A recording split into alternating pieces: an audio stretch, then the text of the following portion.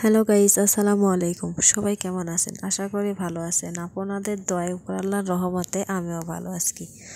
প্রতিদিন মাছ মাংস খেতে খেতে আর ভালো লাগে না, তাই মাছ মাংসর পাশাপাশি হালকা সবজিও রান্না করতে হবে। এই যে দেখুন, আমি রান্না করতেছি পটল আলু দিয়ে চচ্চড়ি। পটল তো সবাই সব রকমভাবে রান্না করে খান, প্রতিদিন একরকম রান্না কিন্তু ভালো লাগে না। আলু দিয়ে পটল এভাবে চচ্চড়ি করে খাবেন, দেখবেন খুব ভালো লাগে। রুটি পরোটা গরম ভাত চাই যেভাবে ইচ্ছা সেভাবেই খেতে পারেন। এভাবে চচ্চড়ি করে নিলে খুব ভালো লাগে, তবে পেঁয়াজ মরিচের সাথে রসুন থেঁতা করে দিবেন, তাহলে দেখবেন অনেক স্বাদ হবে। আমি এইভাবেই রান্না করে নিচ্ছি। আমি আগে কষিয়ে নিচ্ছি, ভালো করে কষিয়ে নিব। কষানোর উপর স্বাদ নির্ভর করে।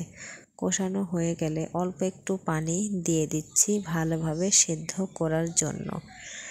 ভালোভাবে নেড়ে চেড়ে দিতে হবে, তাহলে মশলার সাথে আলু পটল মিশে যাবে। এই যে দেখুন, বলক চলে এসেছে।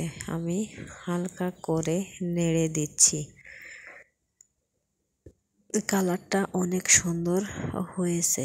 এভাবে 3 থেকে 4 মিনিট রান্না করে নিতে হবে। এই যে দেখুন, আলু পটলের চচ্চড়ি রেডি হয়ে গেছে, খুব সুন্দর।